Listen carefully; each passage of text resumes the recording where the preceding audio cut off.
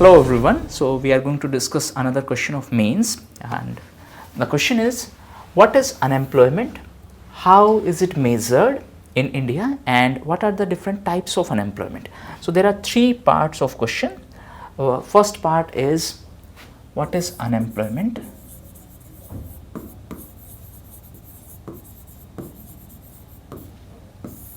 Second is, how is it measured? And third part is, what are different types of unemployment? Different types of unemployment. Now, first thing first, unemployment means a person is willing to work, but person is not able to find the suitable work. So, in simplest sense, if someone is willing to work, but if that person is not finding work, that is a situation of unemployment.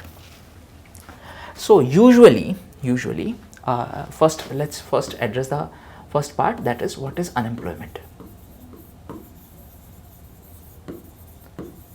So usually the population can be categorized into three categories. First category is those who are employed, that means those who are engaged in some economic activity. So those who are employed, which means engaged in economic activity.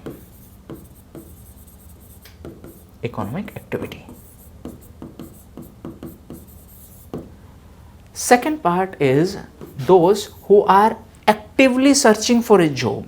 That means they are willing to work, but they are not able to find the work. So those who are actively searching,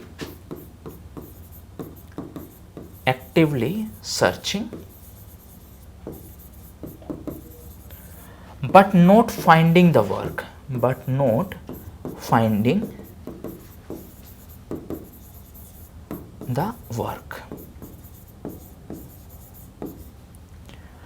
This population is unemployed population.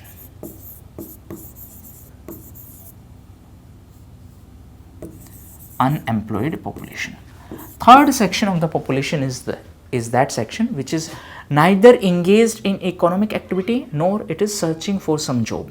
For example, senior citizens who are already retired or who do not want to work, or say children. So that section will consider that population which is neither employed, neither engaged, nor searching for a job.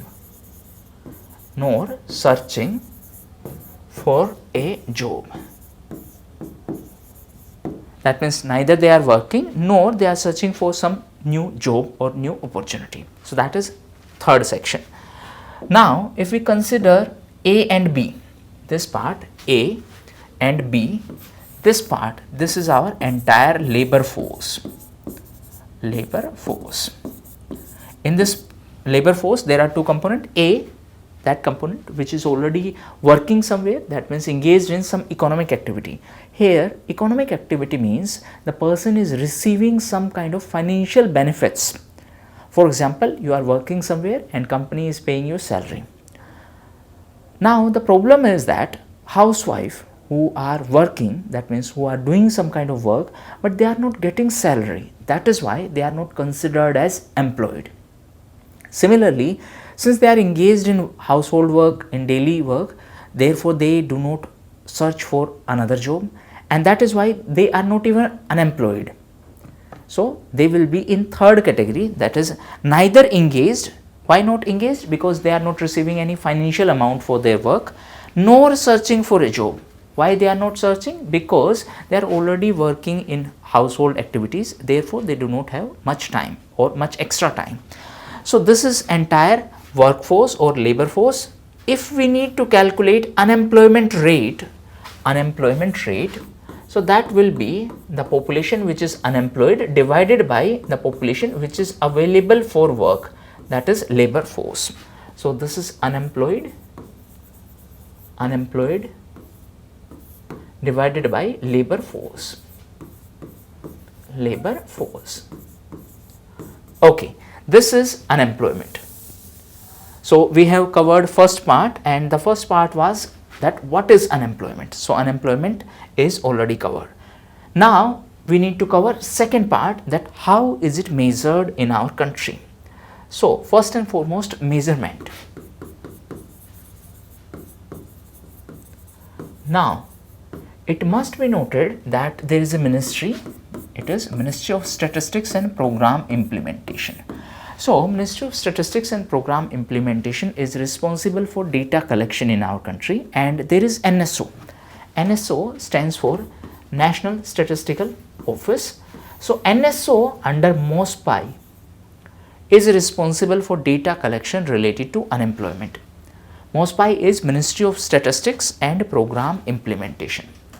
Now this collect the data, and on the basis of that we decide unemployment rate in our country.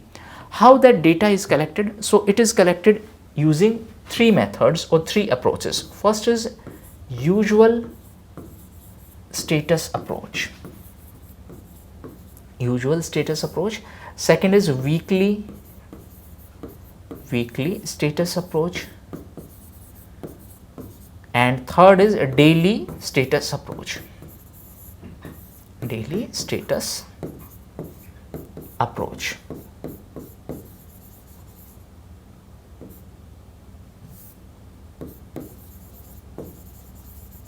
Daily status approach. Now usual status means it is determined whether the person received any work during the last 365 days. That means this covers the duration of 365 days.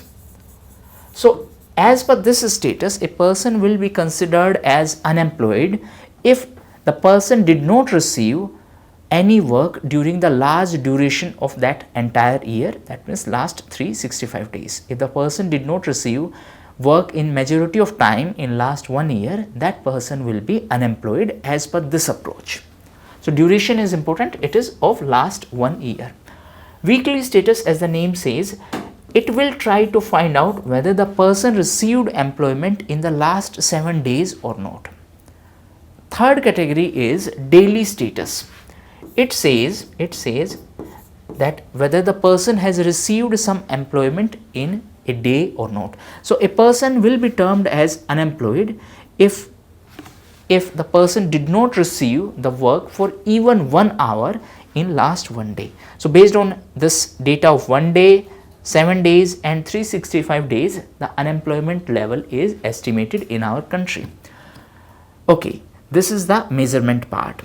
So far we have covered what is unemployment, how is it measured.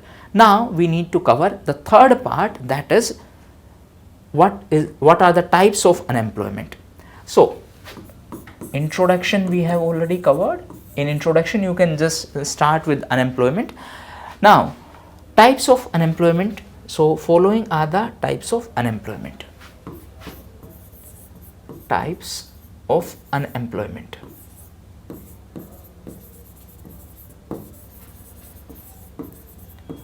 First and foremost type is disguised unemployment. Disguised means hidden. For example, in an agricultural activity, 5 people are required, but instead of 5, the 10 members are engaged in that activity. So therefore, even though requirement was of 5, 10 people were engaged, so the other 5 are extra and they are virtually unemployed, or this is disguised unemployment. That means more number of people are engaged in any economic activity than actual requirement. More people are engaged in any activity than the actual requirement. Second type of unemployment, first and foremost thing is that in case of disguised unemployment, more are engaged, more number of people are engaged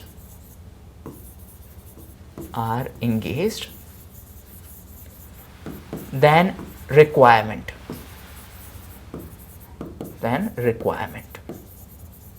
Okay, second type is seasonal unemployment.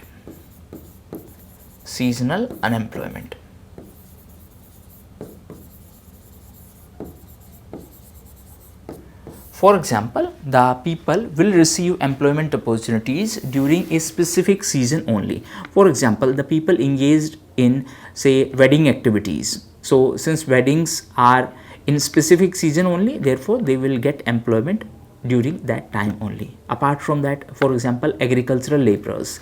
So these workers who are engaged in agriculture sector, they do not receive employment during the entire year.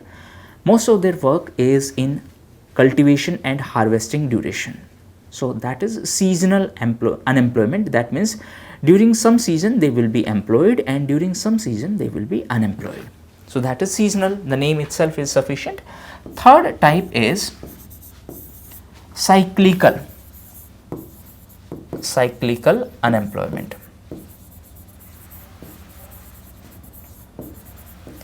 It means the unemployment is based on business cycle. Business cycle means that if economic growth is good, if business is growing at a very rapid pace, in that case more and more people will be employed because the business is expanding. So more employment opportunities will be generated. If there is economic slowdown or recession or depression, that means the demand is going downward, in that case more and more people will be unemployed because due to less demand the production is reduced. So it depends on the business cycle, if the business is rapidly expanding or is it contracting. So such type of unemployment is known as cyclical unemployment. Next type is structural unemployment. Structural unemployment. Structural unemployment means there is a mismatch between skill required and skill available. For example, you need to hire a cook, but there is one person who says, I know how to manage or I know how to drive, but I do not know how to cook. So are you going to hire that person? Obviously no, because you need to hire a cook. So that means this person is having a different skill and your requirement is different. Such type of unemployment is known as structural unemployment. So there is a mismatch between skill required and skill available.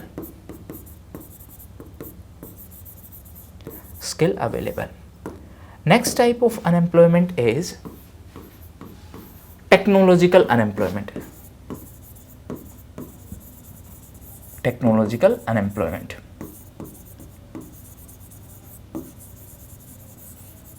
As the name suggests, it means because of change in technology, some people became unemployed. For example, if you consider old buildings, so in those buildings there used to be a liftman who used to operate the lift. But modern buildings have new kind of elevator which are self-operated, therefore no liftman is required. So such type of unemployment, which is because of change in technology, is technological unemployment. So as the name suggests, it is because of change in technology.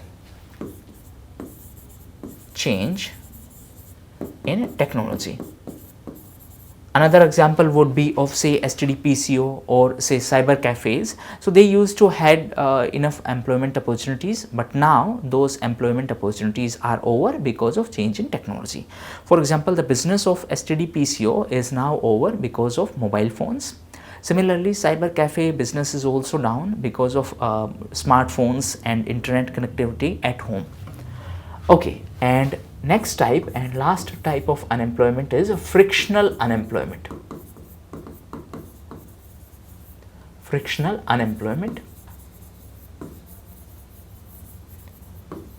In simplest sense, this type of unemployment is there when a person is switching job from one company to another company. So if a person is switching from one company, then for some time period the person may be unemployed. However, this is kind of voluntary unemployment. That means you are searching for better opportunities. That is why you left previous company and now you are looking for new opportunities. So that is why it is also known as search unemployment. Search unemployment. So these are major types of unemployment. So far we have covered three parts of the question: what is unemployment, how is it measured, and what are different types. Now coming to conclusion part. So in conclusion we can specify that we have advantage of demographic dividend. Demographic dividend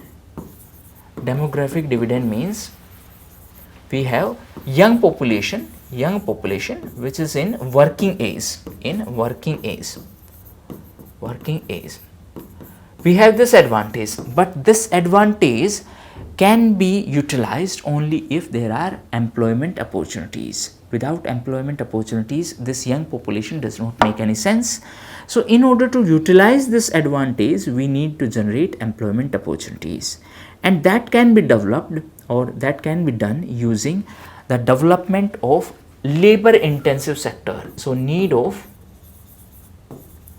growth of labor intensive sectors.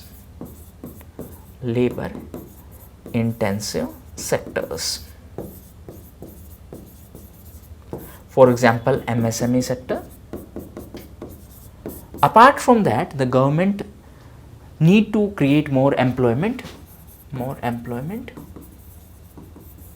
opportunities, so that we can utilize our demographic dividend and we can achieve the target of 5 trillion economy. 5 trillion economy. In addition to that, government also need to focus on human capital formation. For example, government need to focus on health, education and skill. You can also specify that for health, government has taken few steps. For example, Ayushman Bharat scheme. For education, government has announced right to education or Sarv Shiksha Abhiyan. Similarly, for skill development, government has announced skill development mission, Skill India mission. For new employment opportunities, government has announced Startup India, Stand Up India, Make in India, and Atmanirbhar Bharat Abhiyan. Nirbhar Bharat Abhiyan. So this is how you can conclude your question. So we have already covered these three parts. In the next discussion, we are going to discuss a few more questions. Thank you, and that's all for today.